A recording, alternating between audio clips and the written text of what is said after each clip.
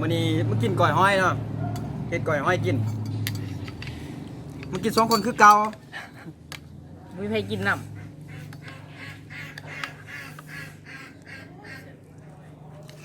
บอกไรเลยบอกลำทำเพลงมันจะกินเลยได้ไงแซ่บดิพี่น้องก้อยห้อยอะไร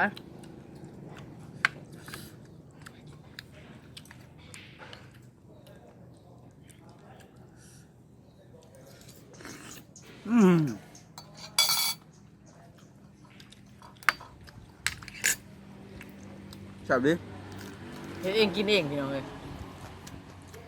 เก็บมาแต่เช้าเนี่ยมันก็ต้มเฮ็ดโลดเชฟนี่ก็เฮ็ดเป็นเบิดเฮ็ดเองกินเอง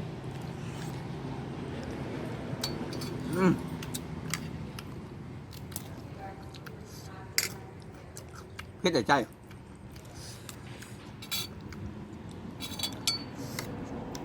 ห้อยก็หาอึดเก็บแต่เช้าจนเมื่อยเพื่อสิได้ไปเก็บอยู่หน้าแซงไปนั่นนี่เก็บอยู่หน้าแซงมาเห็ดต้มก่อนนั่นจะเห็ดก่อน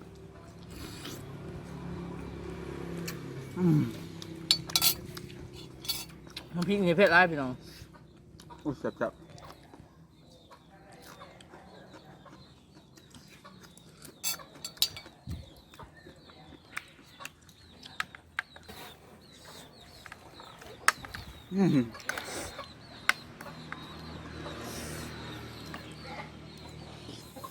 เผ็ด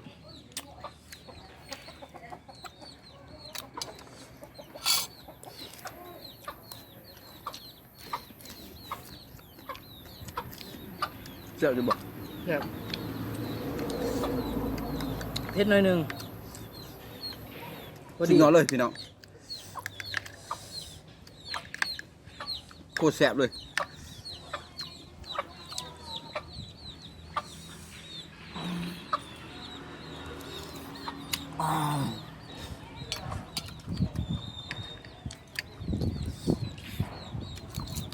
เป็นไร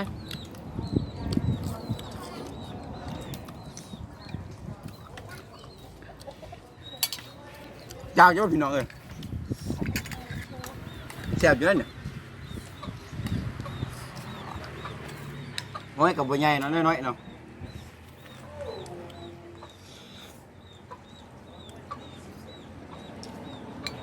โอ้ยสุดแซ่บเลยสุดยอดอาหารบ้านหน้าเนาะห้อยเนาะไปเคยกินแบบนี้เนาะอย่าลืมกดไลค์กด Subscribe ด้วยนะ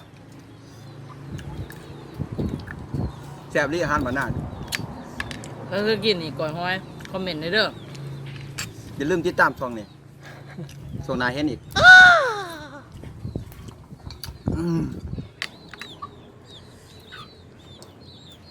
พี่น้องเพชรอลีพี่น้องนี่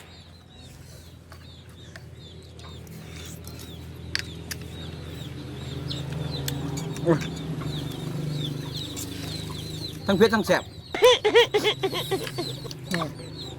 กดติดตามไปเลยเด้อนี่อีกหลายเมนูที่มากินเบิ่งน้องอยากกินก็เฮ็ดได้เนาะเฮ็ดบ่ยากเฮ็ดตามนี้เลย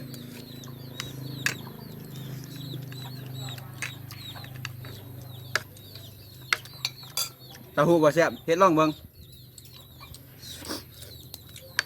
ไอ้ที่อาหารบ้านหน้าเนาะมันมีอยากเฮ็ดก็คิดแต่ก้อยห้อยนี่แหละ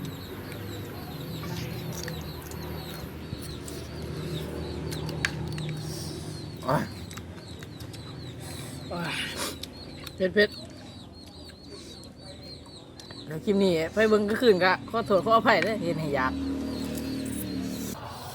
คลิปนี้ก็บ่แนะนำให้เบิ่งก็คืนเนาะจังได๋หิวคอมเมนต์ได้บ่ได้เด้ออย่าลืมกดไลค์ด้วยพี่น้องถ้าเคยกินก็กดไลค์กดแชร์เด้อพี่น้องเนาะบ่เคยกินก็กดไลค์ได้คือกัน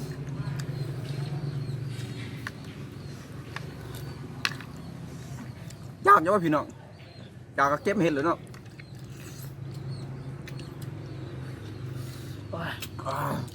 เผ็ดน้ำตาแตกเลยแซ่บเลยเลือดออกแล้วโอ้ย เพิ่งกินครั้งแรกเนาะก่อยห้อยเนาะเพื่อชิจิ้มอีก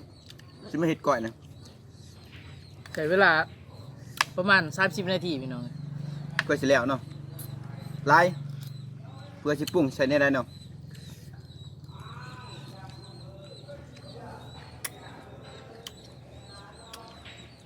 เพื่อสิได้คลิปนี้มากก็อย่าลืมกดไลค์กดแชร์ได้พี่น้อง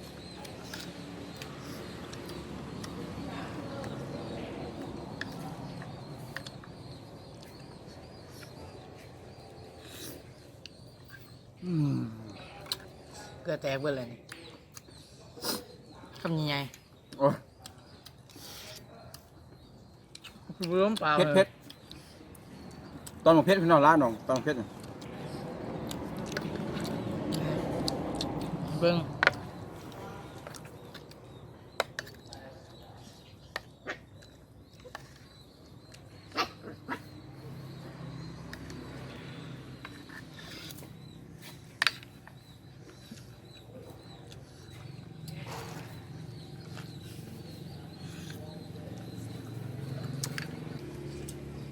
โอ้ยเผ็ดเผ็ดเผ็ด โอ้ยเพชรลายอะไรพี่น้องเอ้ยนี่ก็คือถ่ายอะไรนี่ที่เพชรลายอะไรบัวไว้ สิขอลาก่อนเนาะพี่น้องเนาะ เป็นไรกินบัวเรือพี่น้องเลย โอ้ยเผ็ด บัวนี่ก็ต้องอ่ะ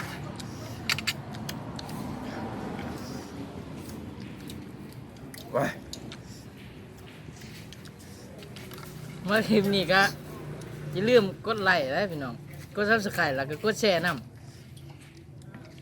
คลิปหน้าชิมากินให้เบิ่งด้วยอยากให้กินหยังคลิปหน้าคอมเมนต์ไว้ก็ได้เด้อ